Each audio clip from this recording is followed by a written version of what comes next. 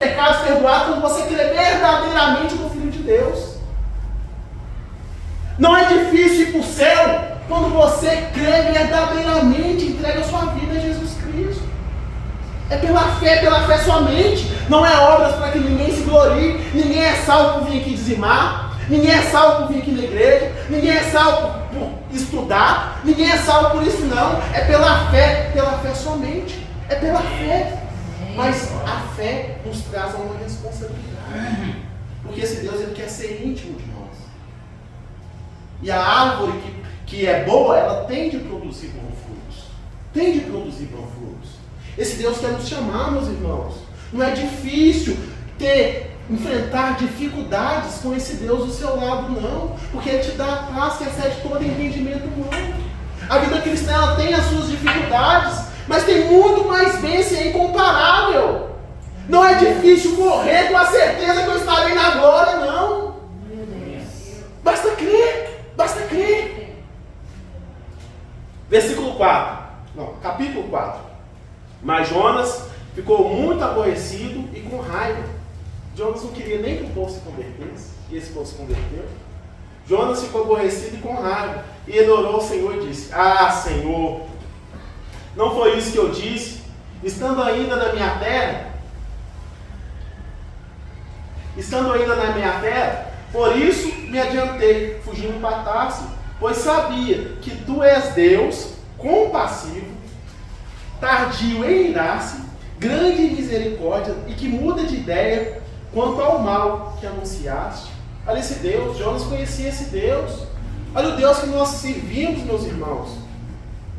Eu, quando mais jovem, adolescente, eu jogava muito videogame e tinha um joguinho tal de Deus da Guerra, e lá mostra os deuses romanos. Eu tinha muito interesse, conheci esses deuses e os outros deuses também do mundo, que são falsos deuses. Eles são deuses que, se você faz, você merece.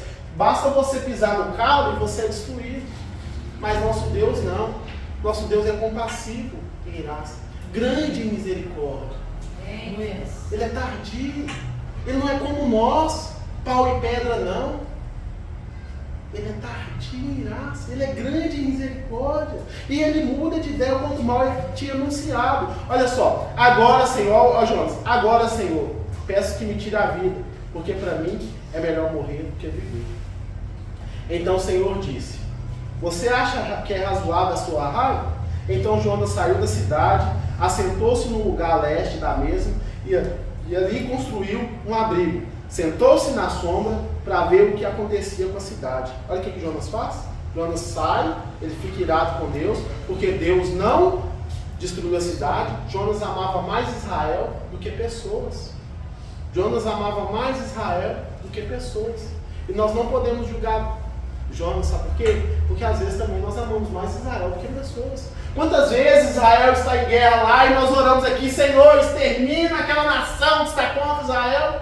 Lá existem pessoas, existem crianças, existem inocentes. Nós temos que ver como Deus vê. Nós temos que ver o que Deus vê. E Deus vê pessoas. Deus não criou montanha e país à sua imagem e semelhança, mas Ele criou pessoas.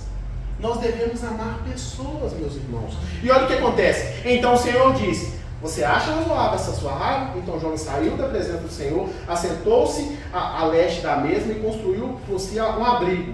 Sentou-se à sombra para ver o que acontecia com a cidade, esperando que a cidade fosse destruída, é óbvio. Então o Senhor fez crescer uma planta por cima de Jonas, para que fizesse sombra sobre a sua cabeça, a fim de o livrar do seu desconforto. Jonas ficou muito contente por causa da planta. Olha o que acontece.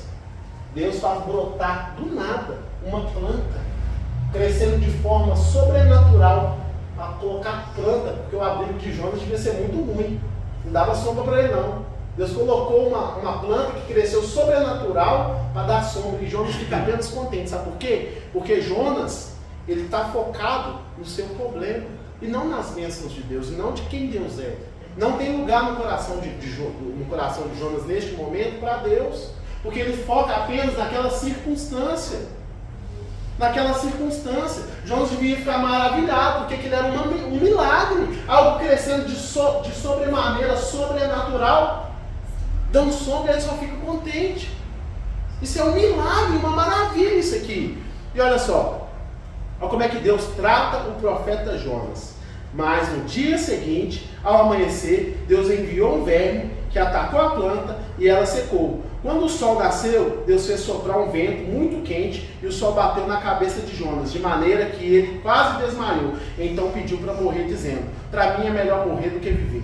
Então Deus perguntou a Jonas: o que você acha que é razoável essa sua raiva por causa da planta? Jonas respondeu: é tão razoável que quero morrer. E o Senhor disse: você tem compaixão da planta, que não lhe custou nenhum trabalho. Você não fez crescer. Numa noite ela nasceu, e na outra noite seguinte ela desapareceu. E você não acha que eu deveria ter muito mais compaixão da grande cidade de Nínive, em que há mais de 120 mil pessoas que não sabem distinguir entre a mão direita e a mão esquerda, e também muitos animais? Nessa cidade, meus irmãos, havia mais de 120 mil pessoas que não sabiam distinguir a mão direita da mão esquerda. Se eu pedir para vocês levantarem a mão direita, obviamente todos irão levantar. Todos. Lá havia mais de 120 mil pessoas que não sabiam distinguir. Crianças não sabem distinguir. Dependendo da idade, elas sabem distinguir.